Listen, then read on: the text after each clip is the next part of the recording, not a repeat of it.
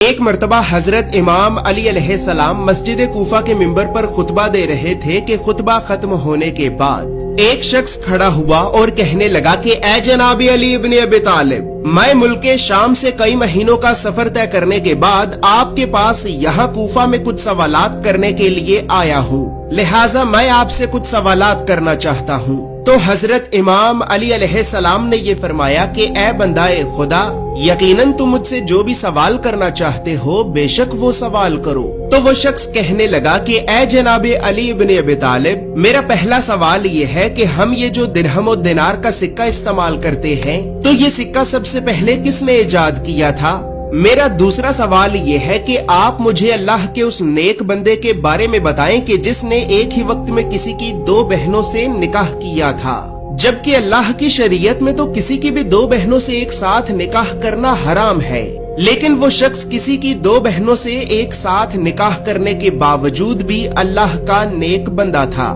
لہٰذا آپ مجھے اللہ کے اس نیک بندے کے بارے میں بتائیں۔ میرا تیسرا سوال یہ ہے کہ آپ مجھے اللہ کے ان 6 نبیوں کے بارے میں بتائیں کہ جن کے دو نام تھے۔ میرا چوتھا سوال یہ ہے کہ آپ مجھے اللہ کے ان 5 نبیوں کے بارے میں بھی بتائیں کہ جو عربی زبان میں بات کیا کرتے تھے۔ میرا 5واں سوال یہ ہے کہ وہ ایسی کون سی مخلوق ہے کہ جس پر اللہ نے وحی نازل کی، لیکن وہ مخلوق نہ ہی تو کوئی جن ہے، نہ ہی انسان اور نہ ہی کوئی فرشتہ۔ اسی طرح میرا 6واں سوال یہ ہے کہ وہ ایسی کون سی مخلوق ہے کہ جس پر انسانوں نے جھوٹ باندھا، لیکن وہ مخلوق بھی نہ ہی تو کوئی جن ہے، نہ ہی انسان اور نہ ہی کوئی فرشتہ۔ میرا 7واں سوال یہ ہے کہ اللہ کے تمام نبیوں اور پیغمبروں میں حسب و نسب یعنی خاندان کے لحاظ سے سب سے زیادہ عزت والا نبی کون ہے؟ اور اسی طرح اب آخر میں میرا 8واں سوال یہ ہے کہ آپ مجھے قرآن کی ان 5 آیات کے بارے میں بتائیں کہ جیسا کہ اللہ رب العزت اپنے قرآن میں یہ فرماتا ہے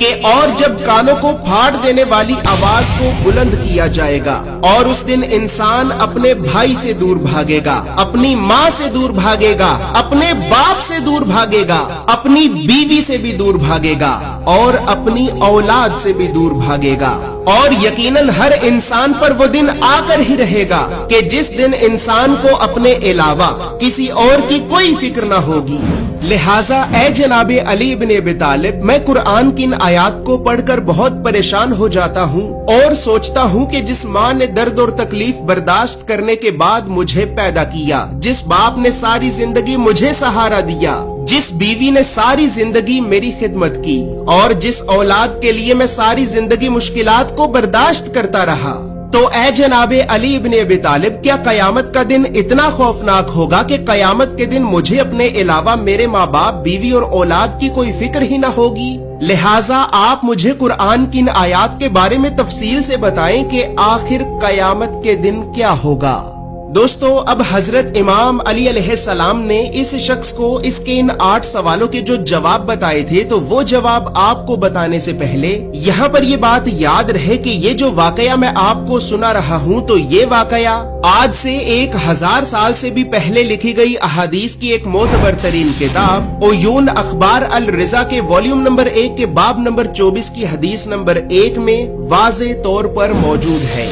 تو بس پھر اب حضرت امام علی علیہ السلام نے اس شخص سے یہ فرمایا کہ اے بندہ خدا، تمہارا پہلا سوال یہ ہے کہ انسانوں میں سب سے پہلے درہم و دینار کا سکہ کس نے ایجاد کیا تھا؟ تو اے بندہ خدا، جان لو کہ انسانوں میں سب سے پہلے سکے کو بابل کے ایک ظالم بادشاہ نمرود بن کینان نے ایجاد کیا تھا۔ دوستو، یاد رہے کہ یہ نمرود بن کینان حضرت ابراہیم علیہ السلام کا دشمن تھا اور یہ آج سے قریباً 4000 سال پہلے بابل نامی ایک شہر پر حکومت کیا کرتا تھا۔ بابل کو انگریزی زبان میں بیبلون کہا جاتا ہے اور یہ شہر موجودہ دور میں عراق میں موجود ہے۔ اور یہاں پر یہ بات بھی یاد رہے کہ اللہ رب العزت نے بابل یعنی بیبلون کے لوگوں کی ہدایت اور رہنمائی کے لیے اپنے 2 نبیوں کو بھیجا تھا۔ ان 2 نبیوں میں ایک تو حضرت ابراہیم علیہ السلام ہیں اور دوسرے حضرت ادریس علیہ السلام ہیں۔ تو بس پھر اب حضرت امام علی علیہ السلام نے اس شخص سے یہ فرمایا کہ اے بندہ